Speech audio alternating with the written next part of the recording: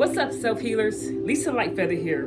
Welcome to my channel, Closing the Gap, where we make a conscious effort to meet you where you're at on your spiritual journey. Before I get started, if you enjoyed this video, please don't forget to like, subscribe, drop a comment. Today, I would like to speak on the topic of triggers and how we can learn to respond in a more positive manner when it comes to triggers. A more positive manner that benefits us instead of fights against us. We all have triggers, all of us. I don't care how healed you are. I don't care how long you've been doing the work. We can all be triggered. It's not the trigger that I want to focus on as much as how we are responding to the trigger. Yes? A trigger is simply an instance when one becomes physically and or emotionally reactive to something that relates to a past trauma in some way. So when the actual trigger occurs, it's connected to something that's happened to us in our past, something that hasn't quite healed. In learning how to cope with triggers is a roundabout way of healing ourselves. Yes? So, I want to give you a couple of pointers on how to handle triggers today. Because in handling our triggers, it can take us a long way. Yes? It can take us a long way. And not learning how to handle our triggers, it can prevent our growth. It can stop us from becoming who we are supposed to be, or where we're supposed to be. Yes? So, what might a trigger look like? Since relationships are common, yes, relationships with anyone, people, your spouse, your boss, your subordinates that you work with, your friends, your family members, relationships in general. So someone says something that triggers you, for example, or they do something that triggers you. For example, you text your girlfriend and she doesn't reply right away. That somehow triggers you because you feel as though she's either ignoring you, she's busy with somebody else, she's cheating on you, she's abandoned you. All these thoughts rush into one's head because they've been cheated on or they've been abandoned in the past. And so they know that people have the capacity to be this way. But you don't want to respond like the same thing that happened in your past is happening right now. So the first thing we want to do when we're triggered is breathe. Yes? Come back into yourself. Remind yourself. One of my favorite quotes when triggered is, "This is not that."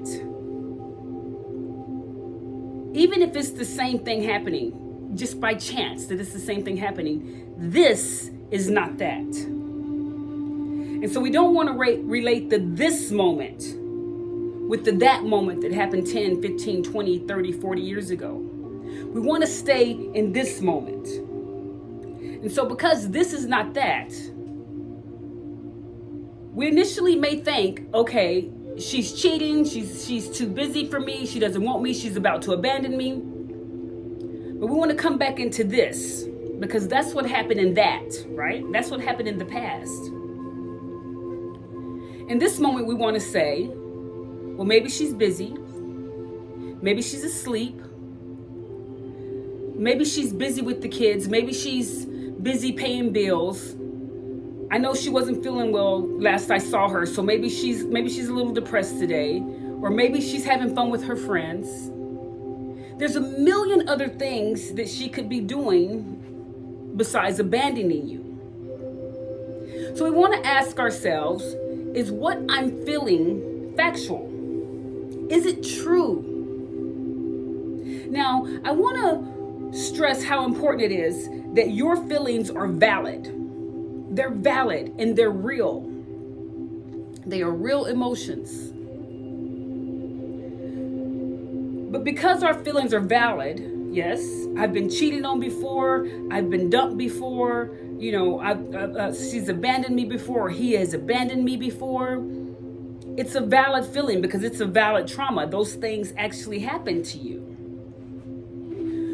But when we don't separate the current situation from the past situations, we destroy the current situation. It's a self-destructive thing that we're doing to ourselves. So we want to take a deep breath. We want to respond instead of react. We can start by responding with ourselves. Yes. Witnessing ourselves, stepping outside of ourselves and witnessing ourselves, seeing the ego in action. Yes, we're going to see the ego in action. And so we want to ask ourselves, why am I triggered right now? Yeah? Why am I triggered? What has happened in my past that's making me triggered right now? This is one of the reasons that people don't do self-healing, because it's so difficult to see ourselves and to say, in this moment, I might be the one with the problem. I might be the problem. We don't want to see that because it hurts. But this goes back to that onion skin. This is pulling off the layers. So we're pulling off a layer of the onion skin right now. We're seeing ourselves. We're seeing the part we play in what's happening.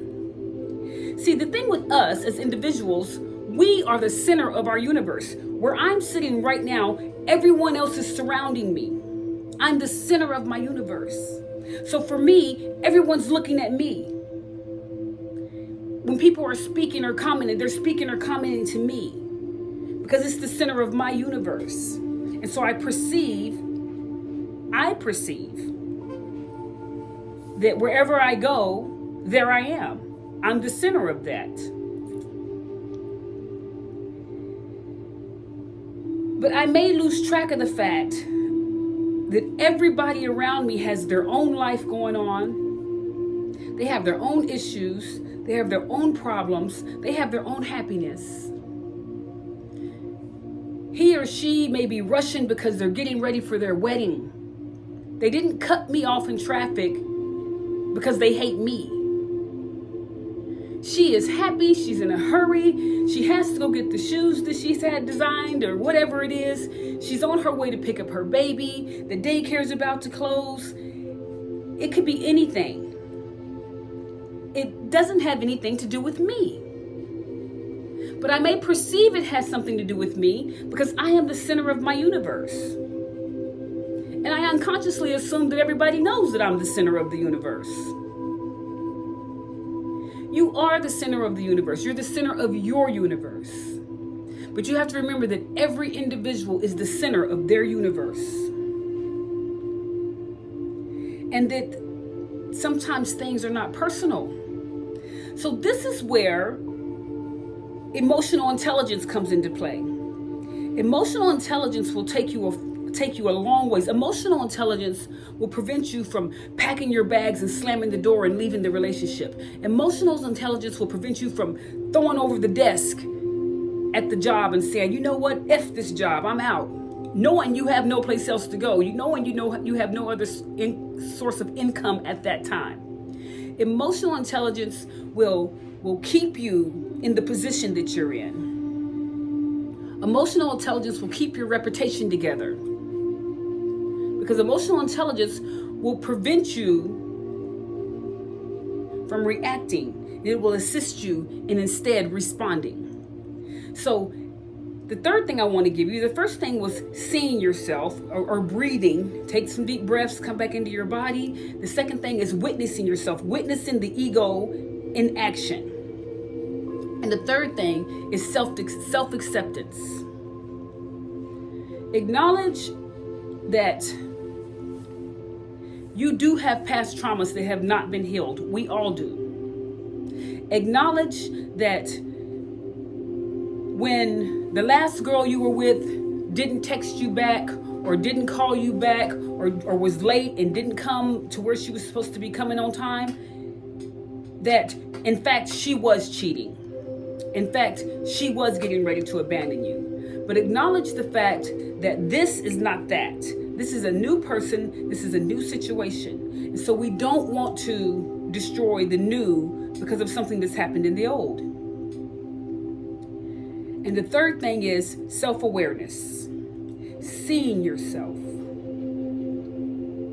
Seeing yourself. And acknowledging. You don't have to share it with the world. Share it with yourself. This is what self-healers do. We do the hard work. We see our own ugly and we start cleaning it up.